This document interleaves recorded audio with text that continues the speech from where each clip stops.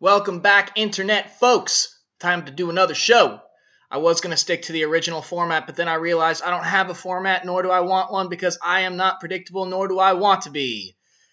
Anyway, I also made the decision that I am not going to do an analysis of the games that I should have done yesterday, because I do not want to make a 15-minute video, because it's really late and I want to go to bed. So what we're going to talk about today is everything that I would normally talk about today. Sounds right. There was a lot of excitement in this Switzerland-Ecuador game. I really enjoyed watching that. And while I was watching it towards the end, it looked like it was just going to just cruise off into a 1-1 draw. But then the action really started to pick up around the 80th, 82nd minute, somewhere around there. And I have to say that game-winning goal by Seferovic, that's just why I love the game of soccer so much. It was late in the game when a hero is needed. They had to repel an attack. They did really well defensively, and then the movement on their counterattack was great, and that final touch to score the goal was just spectacular. Really, really enjoyed seeing that. France versus Honduras. The penalty was definitely a correct decision. The red card was also definitely a correct decision. Second bookable offense for Palacios. He barged right into the back of, I think it was Pogba. Correct me if I'm wrong. But he just was not looking at the ball and just went shoulder straight into the back of that player.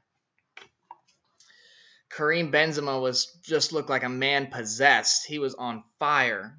And awarding that second goal was definitely the correct decision. Off the post first, but it went in off the goalie for sure. Argentina versus Bosnia today. Before this tournament started, it looked to me like Argentina was going to go on a 9-point stroll.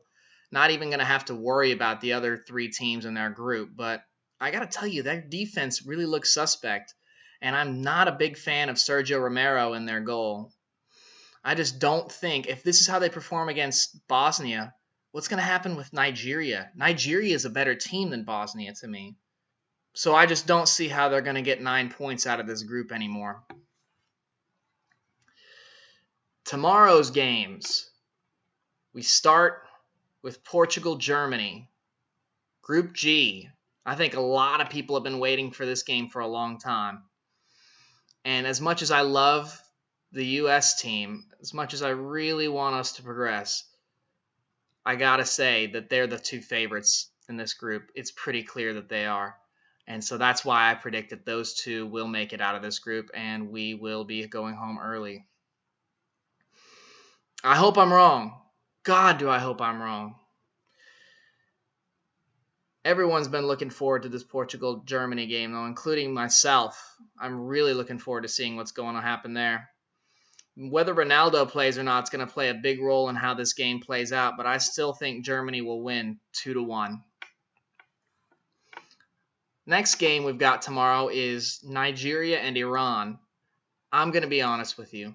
I know absolutely nothing about these Iranian players. Absolutely nothing.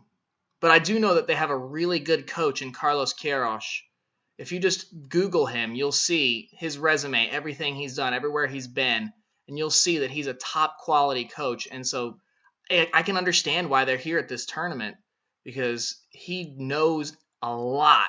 He's very, very, very brilliant. And I just still think, though, that Nigeria is going to be too much for them to conquer, though. I just see that Nigeria's got a lot of good players, though. I really like John Obi Mikel and Victor Moses.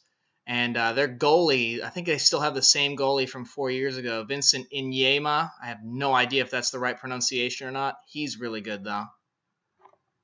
I think that Nigeria will win this game 2-0. USA-Ghana. For obvious reasons, I'm most excited about this game tomorrow. It's always exciting to see your team come into this tournament. I always like to describe that the World Cup is like a party, and it's always nice whenever you get to have your invitation to this party and finally get to show up. However, I am scared about this game tomorrow, because as much as I think that we're prepared and we're ready for this game, I know that Ghana has a lot of good players. I am a big fan of Michael Essien, obviously, because of his Chelsea career that he had. But they also have players like Christian Atsu, Jordan, and Andre Ayew. And so I just think they're going to cause a lot of problems for this U.S. team. But in the end, I think the U.S. will probably win. I really hope they do too. I think the final score will be 2-1 United States. I hope you enjoyed this video. I tried to make it short and sweet because I've got stuff to do and then I'm going to go to bed. So I'm going to go ahead and sign off now. Good night, Internet.